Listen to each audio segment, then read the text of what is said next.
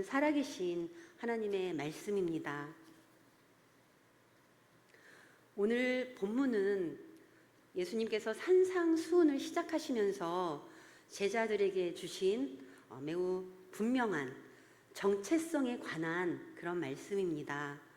예수님은 너희는 세상의 소금이니 또 너희는 세상의 빛이니 라고 말씀하십니다.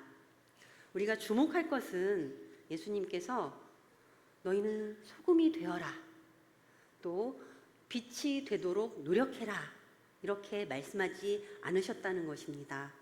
이미 예수님을 믿고 예수님을 따르는 사람은 세상 가운데 빛이며 소금이라는 것입니다.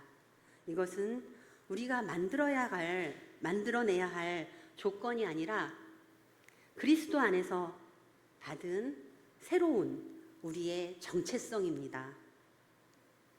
그러나 빛과 소금이라는 이 정체성은 동시에 우리의 사명이기도 합니다. 소금은 음식 속에 들어가야 제 역할을 합니다. 또 빛은 어둠 가운데 비추어야 그 빛의 의미가 있습니다. 우리가 교회 안에만 머물고 세상과 단절된 그런 신앙생활을 한다면 소금이 맛을 잃은 것처럼 그런 신앙생활을 하는 것이겠습니다. 또 빛을 그릇 아래에 감추는 것과 같은 그런 신앙생활과 같습니다. 오늘 말씀을 통해서 우리가 어떤 모습으로 세상 가운데 살아가야 하는지 함께 은혜를 나누고자 합니다. 우리는 세상의 소금입니다. 예수님은 오늘 본문 13절에서 분명하게 말씀하십니다. 너희는 세상의 소금이니 소금이 만일 그 맛을 잃으면 무엇으로 짜게 하리요? 후에는 아무 쓸데없어 다만 밖에 버려져 사람에게 밟힐 뿐이니라. 소금은 작고 눈에 잘 띄지 않습니다. 우리가 먹는 한 그릇의 음식 안에 들어가는 소금의 양은 그렇게 많지가 않습니다. 그렇지만 소금이 없으면 음식 전체의 맛이 살아나지 않습니다.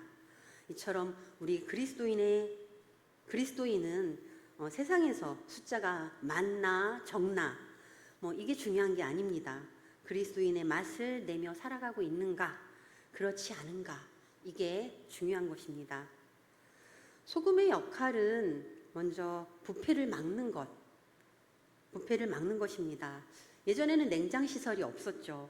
그런 시대에 소금은 고기를 보존하기 위해서 썩지 않게 하는 데 사용되었습니다. 또 우리가 죄로 인해 타락한 세상을 보면 거짓, 탐욕, 미움, 불의, 음란, 무관심, 이런 것들이 세상에 퍼져 있습니다. 그런 세상 가운데 그리스도인은 부패를 멈추게 하는 그런 존재로 하나님께 부름을 받은 사람들입니다. 우리가 직장에서 정직하게 일하는 것, 그리고 약속을 가볍게 여기지 않는 것, 작은 이익을 위해서 양심을 팔지 않는 것, 다른 사람을 험담하는 말에 쉽게 동참하지 않는 것, 또 약한 사람을 외면하지 않는 것, 가정에서 다툼이 있을 때 먼저 사과하고 화해를 구하는 것, 이런 것들이 세상의 부패를 막는 그런 소금의 삶입니다. 세상은 때때로 우리에게 다 그렇게 살지 뭐, 또 그 정도면 괜찮아, 나만 손해보고 살 수는 없잖아, 이렇게 말합니다.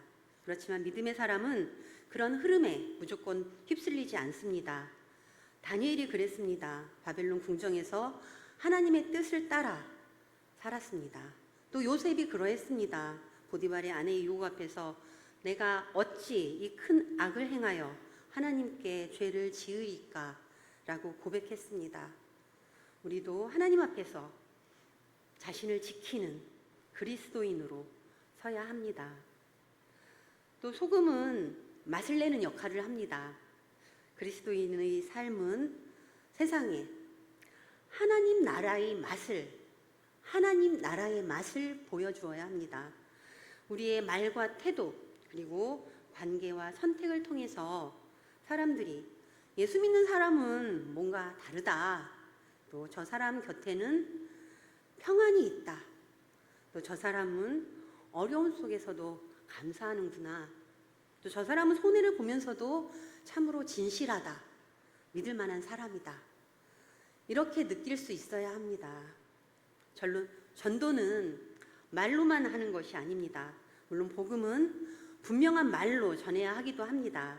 하지만 삶이 뒷받침되지 않는 그런 말은 세상에 설득력을 주기 어렵습니다. 우리의 친절함, 성실함, 용서, 겸손, 섬김 이런 미덕이 복음의 문을 여는 그런 귀한 통로가 됩니다. 그런데 예수님은 소금이 맛을 잃으면 이런 경고를 하십니다. 소금이 맛을 잃는다는 것은 그리스도인이 세상과 구별되지 못하고 세상의 가치관에 완전히 동화되는 것을 뜻합니다. 입술로는 믿음을 말하지만 삶에서는 세상과 다를 바 없을 때 우리는 소금의 맛을 잃어버리는 것입니다. 그렇기 때문에 우리는 날마다 말씀 앞에서 나 자신을 돌아보아야 합니다. 나는 가정에서 소금의 맛을 내고 있는가? 또 나는 직장과 일터에서 그리스도인의 향기를 드러내고 있는가? 교회 밖에서도 하나님 앞에 서 있는 것처럼 살아가고 있는가? 소금의 맛은 세상의 인정을 받는 데서 나오지 않습니다. 말씀을 붙들고 또 기도로 주님과 동행하며 성령의 인도하심에 순종할 때 우리는 맛을 잃지 않는 소금으로 살아갈 수 있습니다. 또 우리는 세상의 빛입니다. 예수님은 이어서 14절에서 이렇게 말씀하십니다. 너희는 세상의 빛이라. 산 위에 있는 동네가 숨겨지지 못할 것이요. 빛은 어둠을 몰아냅니다. 어둠은 실체가 있는 것처럼 보이지만 빛이 들어오는 순간 어둠은 물러갑니다. 우리가 사는 세상에는 불안과 낙심의 어둠이 있습니다. 또 죄책감과 상처의 어둠이 있습니다. 죽음과 절망의 어둠이 있습니다. 그 어둠 속에서 예수 그리스도께서 참 빛으로 우리에게 오셨습니다. 요한복음 8장 12절에서 예수님은 이렇게 말씀하십니다. 나는 세상의 빛이니 나를 따르는 자는 어둠에 다니지 아니하고 생명의 빛을 얻으리라. 아멘. 우리가 빛이 될 수 있는 이유는 우리 안에 본래 빛이 있었기 때문이 아닙니다. 예수 그리스도께서 우리 안에 거하시면서 예수 그리스도의 빛이 우리를 비추시기 때문입니다. 달은 스스로 빛을 내지 못합니다. 달이 밝게 보이는 것은 태양의 빛을 받아서 반사하기 때문입니다. 이처럼 우리도 예수님의 빛을 받아서 세상에 비추는 그런 사람들입니다. 그러므로 내가 얼마나 훌륭한가 이것을 드러내는 것이 아니라 예수님이 얼마나 선하신가, 예수님이 얼마나 선한 분이신가 이것을 드러내는 것이 빛의 삶입니다. 빛의 역할은 무엇입니까? 먼저 길을 보이게 합니다. 어두운 길에서는 어디로 가야 할지 알 수 없습니다. 그러나 빛이 비추면 위험한 곳이 보입니다.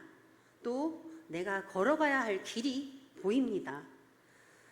우리의 믿음의 삶은 방향을 잃은 사람들에게 하나님의 길을 보여줄 수 있습니다. 가정 안에서 자녀들이 부모의 신앙을 통해서 믿음의 길을 배웁니다. 또 자녀들은 부모가 예배를 얼마나 중요하게 여기는지, 어려운 일을 만났을 때 어떻게 기도하는지, 또 부부가 갈등 가운데 어떻게 말하고 어떻게 화해하는지 이것을 보며 신앙을 배웁니다. 말보다 삶이 더 오래 남습니다. 또 빛은 진실을 드러냅니다. 어둠은 죄를 숨기지만 빛은 죄를 드러내고 우리로 하여금 회개하게 합니다. 우리가 세상 가운데 빛으로 산다는 것은 남을 정죄하고 비난하는 사람이 된다는 뜻이 아닙니다. 오히려 사랑 안에서 진리를 말하고 또 자신의 삶을 먼저 말씀 앞에 비추는 삶, 사람들을 회복과 생명의 길로 이끄는 그런 삶이 빛된 삶입니다. 세상은 많은 상처를 안고 있습니다. 겉으로는 괜찮아 보이지만 누구나 마음속에 외로움과 두려움 가득합니다. 그런 사람들에게 필요한 것은 차가운 판단이 아닙니다. 그리스도의 사랑이 담긴 빛이 필요한 것입니다. 괜찮으신가요?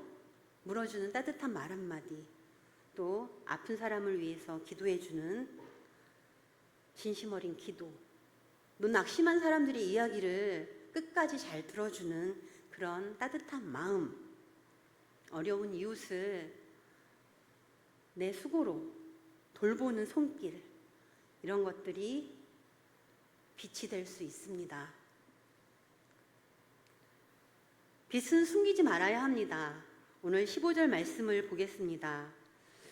사람이 등불을 켜서 말 아래에 두지 아니하고 등경 위에 두나니 이러므로 집안 모든 사람에게 비치느니라. 등불을 켜는 목적은 밝히기 위한 것입니다. 그런데 등불을 말 아래에 두면 빛이 사라집니다. 예수님은 우리가 받은 믿음, 은혜를 감추지 말라고 말씀하십니다. 그런데 여기에서 우리가 조심할 것이 있습니다. 빛을 비춘다는 것이 자신을 과시하는 것이 되면 안 됩니다. 내가 얼마나 믿음이 좋은 사람인지, 또 내가 얼마나 많은 일을 하는 그런 사람인지 드러내는 것, 이것은 빛의 삶이 아닙니다. 오히려 사람들 앞에서 예수 그리스도의 사랑과 은혜가 나타나도록 나를 낮추고 겸손히 사는 것, 이것이 빛의 삶입니다. 어떤 분은 신앙은, 믿음은 마음속에만 있으면 되지 않습니까? 이렇게 생각할 수도 있습니다.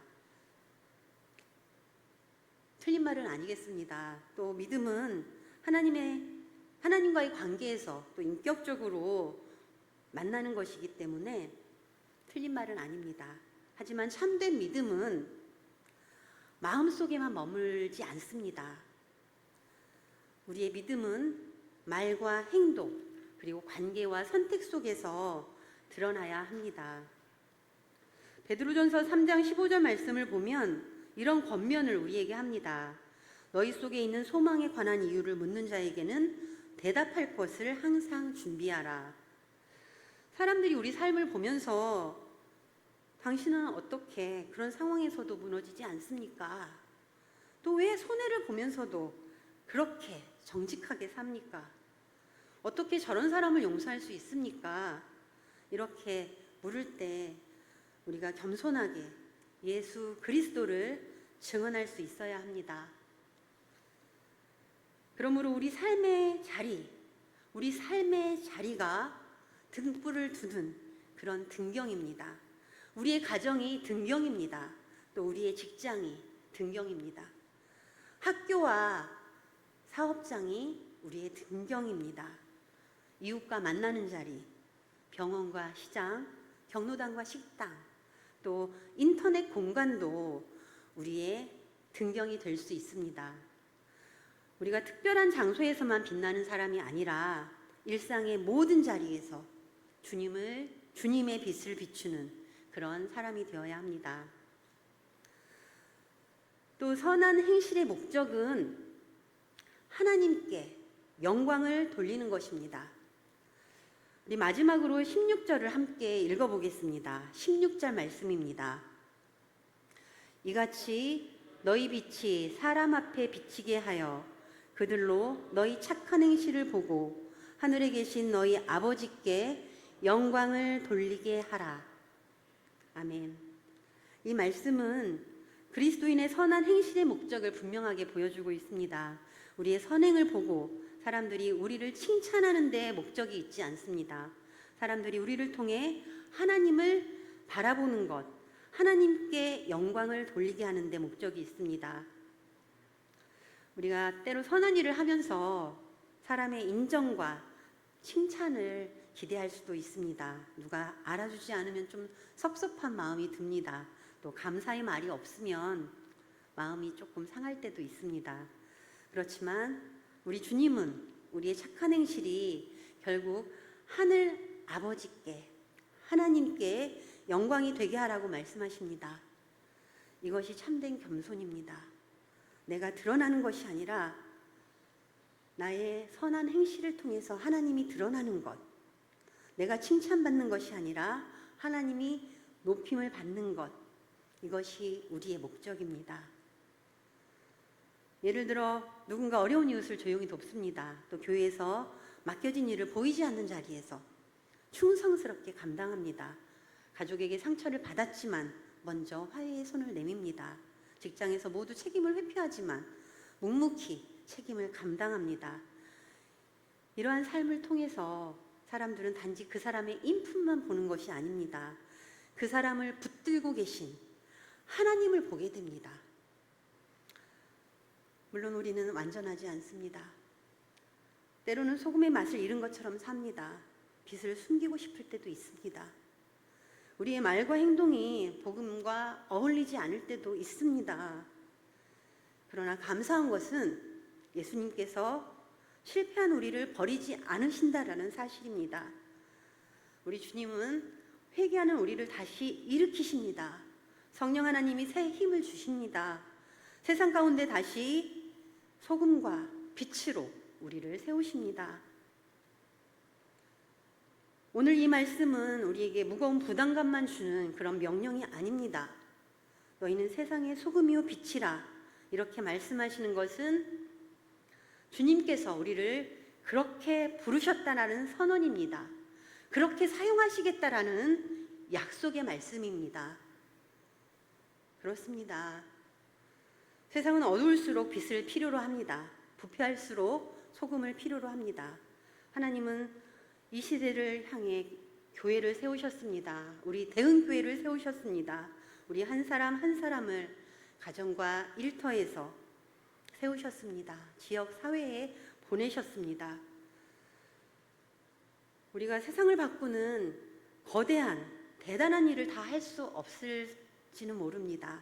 그렇지만 오늘 내가 있는 내 삶의 자리에서 진실하게 말하는 것, 사랑으로 섬기는 것, 불의를 단호하게 거절하는 것, 낙심한 이를 위로하는 것, 복음을 부끄러워하지 않는 그런 삶을 산다면 하나님께서는 우리의 작은 순종을 통해서 하나님의 놀라운 일을 하실 것입니다. 우리가 이번 한 주간, 남은 한 주간 이렇게 기도하면 좋겠습니다. 주님, 제가 있는 가정에서 소금이 되게 하옵소서.